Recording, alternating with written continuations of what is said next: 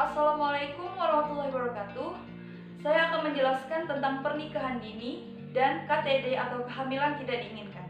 Yang pertama itu pengertian pernikahan dini.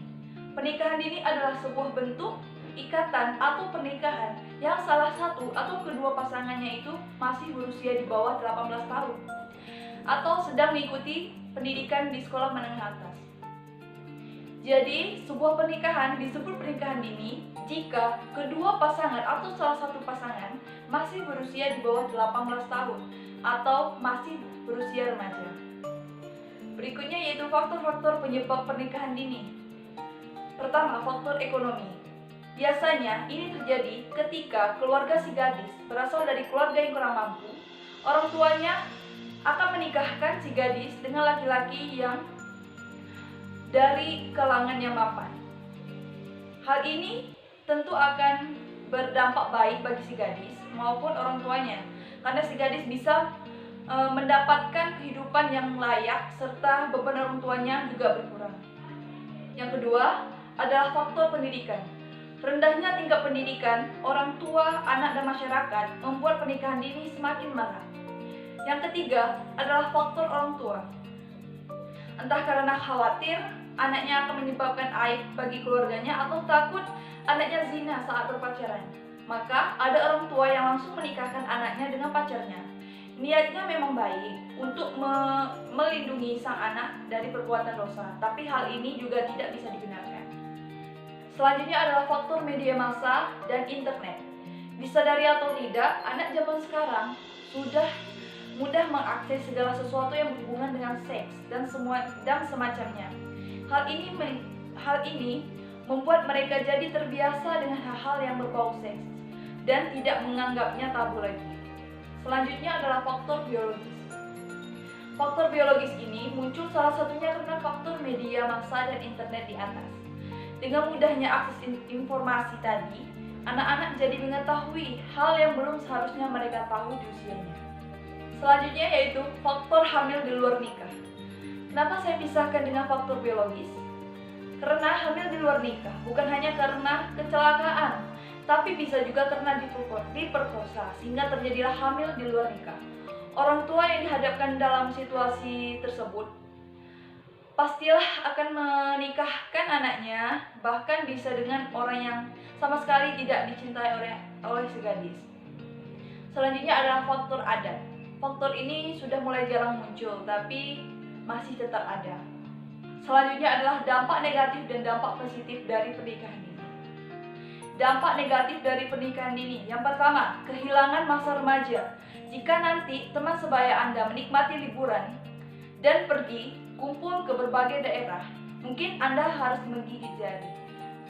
Ketika suami atau istri Anda tidak mengizinkannya atau telah memiliki bayi yang tidak mungkin diajak pergi jauh. Yang kedua yaitu dari sisi kesehatan, terutama untuk wanita sangat beresiko. Hamil di saat usia masih muda itu sangat berbahaya untuk persalinan dan kesehatan rahim. Yang ketiga yaitu pendidikan. Tentunya jika Anda menikah di usia dini akan mengorbankan pendidikan, di mana di usia Anda mungkin belum sepenuhnya lulus SMA. Selanjutnya, dampak positif pernikahan dini. Yang pertama, berpikir lebih dewasa. Orang yang telah menikah cenderung memiliki pikiran yang lebih dewasa dalam tindakan dan berperilaku. Yang kedua yaitu lebih mandiri, dan yang ketiga memiliki orang terkasih. Tentunya jika Anda menikahi orang yang Anda cintai. Selanjutnya adalah resiko dari menikah dini. Yang pertama itu kurangnya perawatan selama hamil dan sebelum melahirkan. Yang kedua, mengalami perdarahan saat melahirkan. Yang ketiga, hipertensi dan kelahiran prematur. Dan yang keempat yaitu adalah depresi pasca melahirkan dan keguguran. Selanjutnya adalah cara mencegah pernikahan dini. Yang pertama, tahu batasan dalam pergaulan. Kemudian membatasi pergaulan anak. Kemudian membuka wawasan, tanggung jawab terhadap diri sendiri, tegas dalam mengambil keputusan, dan jangan mudah terbujuk. Selanjutnya adalah kehamilan yang tidak diinginkan atau KTD.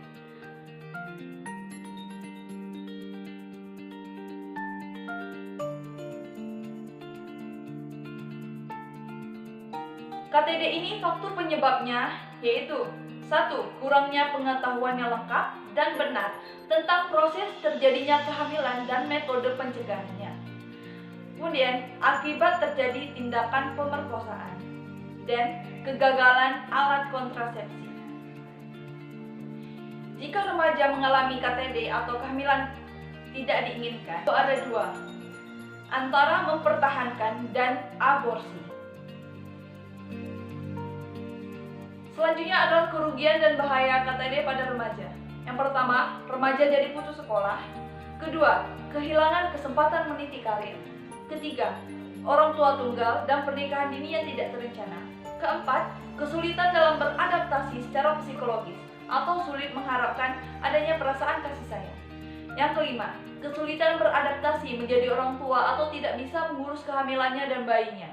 Yang keenam, perilaku yang tidak efektif atau stres dan konflik. Yang ketujuh, mengakhiri kehamilannya, aborsi legal, kematian dan kesakitan ibu. Dan yang terakhir adalah kesimpulan.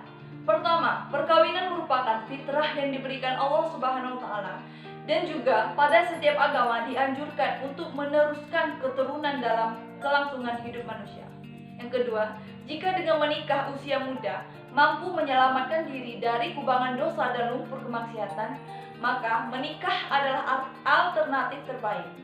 Sebaliknya, jika dengan menunda pernikahan sampai pada usia yang matang mengandung nilai positif, maka hal itu adalah hal yang lebih utama. Baiklah, sekian yang dapat saya sampaikan. Semoga materi yang saya sampaikan bisa bermanfaat bagi teman-teman. Assalamualaikum warahmatullahi wabarakatuh.